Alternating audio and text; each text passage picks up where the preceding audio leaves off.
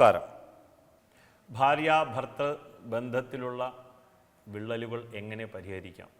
കുറേയധികം ആൾക്കാർ ഇന്ന് ഈ കാലഘട്ടത്ത് ചോദിക്കുന്ന ചോദ്യമാണ്. ഒറ്റമൂലിയൊന്നുമില്ല, കാരണം ഇന്ന് ആർക്കും ക്ഷമയില്ലാത്ത ഒരു കാലഘട്ടം അങ്ങനെ നീങ്ങിക്കൊണ്ടിരിക്കുകയാണ്. അപ്പോൾ ഇവിടെ ഒരു 3 കാര്യങ്ങൾ സജഷൻ ആയിട്ട് കരുതുക. സ്വീകരിക്കാൻ താല്പര്യമുള്ളവർക്ക് സ്വീകരിക്കാം. ആദ്യത്തെ ഒരു വിഷയമാണ്, കാരണം നമ്മൾ എയിം ചെയ്യുന്നത്, നമ്മൾ നോക്കുന്നത് ഭാര്യാഭർത്തൃ ഐക്യതയാണ്. ഐക്യമാണ് നമുക്ക് വേണ്ടത്. അങ്ങനെയാണെങ്കിൽ ഇരുവരും ചേർന്ന് ചെയ്യേണ്ട ആദ്യത്തെ കാര്യം, നിത്യവും ഒരു 20 മിനിറ്റ് ഒരുമിച്ചിരുന്ന് നാമജപം ചെയ്യുക. എന്താണ് ജപിക്കേണ്ടത്? ഇഷ്ടമുള്ള ശ്ലോകങ്ങളെല്ലാം തന്നെ ജപിക്കാം. പക്ഷേ ഒരു ശീലം എന്ന നിലയ്ക്ക് ആദ്യം തന്നെ സജസ്റ്റ് ചെയ്യാൻ സാധിക്കുന്നത്, ഇല്ലെങ്കിൽ മനസ്സിൽ തോന്നുന്നത്, ശാസ്ത്രങ്ങൾ പറഞ്ഞിട്ടുള്ളത് വിഷ്ണു സഹസ്രനാമം തന്നെയാണ്. ഇപ്പോൾ സന്ധ്യാവന്ദനാദികളൊക്കെ കഴിഞ്ഞിട്ട് ഈ ശാസ്ത്രങ്ങളൊക്കെ കടപിടിച്ച് മുന്നോട്ട് കൊണ്ടുപോകുന്ന ആൾക്കാരുണ്ട്. അവരൊക്കെ സന്ധ്യാവന്ദനം നിത്യകർമ്മ അനുഷ്ഠാനം കഴിഞ്ഞിട്ട് അടുത്തത് എന്ത് ചെയ്യണം എന്ന് ചോദിച്ചാൽ അടുത്ത നിമിഷം ഉത്തരം വരികയാണ് വിഷ്ണു സഹസ്രനാമം ജപിക്കുക എന്നുള്ളതാണ്. അപ്പോൾ പണ്ടൊക്കെ ആയുർവേദ ആചാര്യന്മാരും പറഞ്ഞിരുന്നു, മരുന്നുകളൊക്കെ സേവിക്കുക, അതിനോടൊപ്പം ഒരാവർത്തി സഹസ്രനാമം ജപിച്ചോളൂ എന്ന ഒരു ശീലം കൂടി ഉണ്ടായിരുന്നു. ഇന്ന് ആ ശീലമൊക്കെ എവിടെയോ പോയി. മരുന്ന് ഫലിക്കുമായിരുന്നു അന്ന്. അപ്പോൾ ഇവിടെ പറയുവാനായിട്ട് ഉദ്ദേശിച്ചത്, ഭാര്യാഭർത്താക്കന്മാർ ഒരുമിച്ച് ഇരുന്ന് വിഷ്ണു സഹസ്രനാമം ജപിക്കുക. ഈ ഒരു കാര്യം വളരെ സില്ലിയായിട്ട് എടുത്ത് തള്ളിക്കളയരുത്.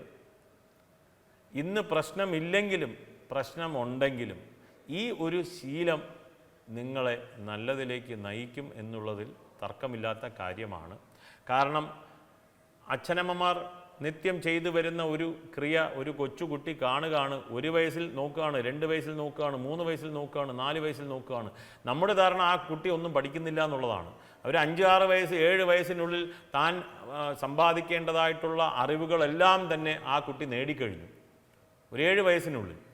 അപ്പോൾ ആ കുട്ടി കാണുകയാണ് അച്ഛനമ്മയും ഒരുമിച്ചിരുന്ന് ഡെയിലി വിഷ്ണു സഹസ്രനാമം ജപിക്കുകയാണ് എന്നുള്ളൊരു ബോധം കുട്ടിയിലേക്ക് വന്നു കഴിഞ്ഞു. ആ കുട്ടി നമ്മളെ കണ്ട് പഠിക്കുകയും ചെയ്യും. അപ്പോൾ ഒരു ചെറിയൊരു ശീലം ബൃഹത്തായ മാറ്റത്തിന് കാരണമാവുകയാണ്. നാം എന്ത് വിചാരിക്കുന്നു? നാം ഇങ്ങനെ നാമജപം ജപിക്കുന്നു, എന്താണ് ഗുണം എന്ന് വിചാരിക്കുകയാണ്. ഒരുപാട് ഗുണമുണ്ട്.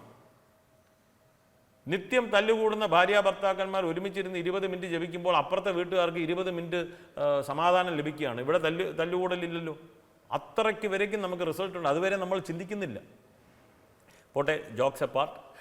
അപ്പോൾ ഇവിടെ പറയുവാനായിട്ട് ഉദ്ദേശിച്ചത്, ഐക്യത വളരുവാനായിട്ട് ഉത്തമമായ ഒരു ശീലമാണ്, നമുക്ക് ശീലമാണ് വേണ്ടത്. അല്ലാതെ ഒരു പ്രാവശ്യം വിഷ്ണു സഹസ്രനാമം ജപിച്ചിട്ട് ഇന്നത് വന്നില്ല എന്ന് ആരും പറയരുത്. നമുക്ക് ക്ലാരിറ്റി ഓഫ് വിഷൻ വരണം, അതിന് വേണ്ടിയിട്ടാണ് ജപം. ഉത്തമമായ ഒരു ശീലം. ശീലം സർവത്ര വൈ ധനം, വിദേശേഷു വിദ്യാധനം, വ്യസനേഷു ബുദ്ധിർധനം, പരലോകേ ധനം ധർമ്മം, ശീലം സർവത്ര വൈ ധനം. നല്ലൊരു സുഭാഷിതമാണ്. അപ്പോൾ ഈ ശീലം നിങ്ങൾ ശീലിക്കുക. 1.5 മാസം 2 മാസം കണ്ടിന്യൂസ് ആയിട്ട് ചെയ്തിട്ട് ഇതിനെക്കുറിച്ച് ചിന്തിക്കുക. മാറ്റം വന്നിട്ടുണ്ടാകും തീർച്ചയാണ്. രണ്ടാമത്തെ കാര്യം, നിത്യവും അടുത്തുള്ള ശിവക്ഷേത്രത്തിൽ പോയി ദർശനം ചെയ്യുക. ഇനി എൻ്റെ വീട്ടിൻ്റെ അടുത്ത് ശിവക്ഷേത്രമില്ലല്ലോ എന്ന് ചിന്തിക്കുകയാണെങ്കിൽ കുഴപ്പമില്ല, അടുത്തുള്ള വിഷ്ണു ക്ഷേത്രത്തിൽ പോകുക, ഇല്ലെങ്കിൽ ഭഗവതിയുടെ ക്ഷേത്രത്തിൽ പോവുക. എന്തായാലും ശരി, ഇരുവരും ഒരുമിച്ച് എന്നും ക്ഷേത്ര ദർശനം ശീലമാക്കുക. ഇത് രണ്ടാമത്തെ കാര്യമാണ്. കുറഞ്ഞ പക്ഷം പറയുകയാണ്, കുറഞ്ഞ പക്ഷം സാധിക്കുന്നില്ല എന്നുണ്ടെങ്കിൽ തിങ്കളാഴ്ച തോറുമെങ്കിലും ശിവക്ഷേത്രത്തിൽ പോയി ഭാര്യാഭർത്താക്കന്മാർ ഒരുമിച്ച് പ്രാർത്ഥിച്ച് ഒരു വിളക്ക് കത്തിച്ചിട്ട് പോരുക. നല്ല മാറ്റമുണ്ടാവും. ഇത് രണ്ടാമത്തെ ശീലം. മൂന്നാമത്തേതായി, തിങ്കളാഴ്ച വ്രതം സ്ത്രീകൾ എടുക്കുവാനായിട്ട് ശ്രമിക്കുക. ആരോഗ്യ സംരക്ഷണത്തിന് കൂടിയിട്ടും ഈ തിങ്കളാഴ്ച വ്രതം വളരെ ഉത്തമമാണ്. കാരണം തിങ്കളാഴ്ച എന്ന് തന്നെ ചന്ദ്രനുമായിട്ട് ടാഗ് ചെയ്യാൻ പറ്റും. സ്ത്രീ ചന്ദ്രൻ തന്നെയാണ്. ചന്ദ്രശുക്രോ യുവതീ വിജ്ഞേയ എന്ന് പ്രമാണമുണ്ട്. എന്നിങ്ങനെ സ്ത്രീയുടെ ആരോഗ്യ സംരക്ഷണത്തിന് തിങ്കളാഴ്ച വ്രതം അനുകൂലമാണ്, വളരെയധികം അനുകൂലമാണ്. ഈ വ്രതം എടുക്കുമ്പോൾ ഭർത്താവും സപ്പോർട്ട് ചെയ്യും, ഇല്ലെങ്കിൽ അദ്ദേഹത്തിനും വേണ്ടി നമുക്ക് ഇരിക്കുവാൻ സാധിക്കും. ഭർത്താവും ഈ ഒരു വ്രതത്തെക്കുറിച്ച് ചിന്തിക്കുന്നു. അദ്ദേഹത്തിനും വ്രതം എടുക്കാൻ പാടില്ല എന്നൊന്നും എവിടെയും പറഞ്ഞിട്ടില്ല. ശിവനെ ഉദ്ദേശിച്ച് തിങ്കളാഴ്ച തോറും ഭർത്താവിനും വ്രതം എടുക്കാവുന്നതാണ് എന്നുള്ള വസ്തുത ഇവിടെ പറയുവാനായിട്ട് ആഗ്രഹിക്കുന്നു. ഈ 3 കാര്യങ്ങൾ ഏവരും ചെയ്യുവാനായിട്ട് ശ്രമിക്കുക.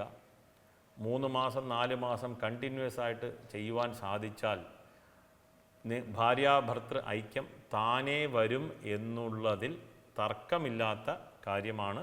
നമസ്കാരം.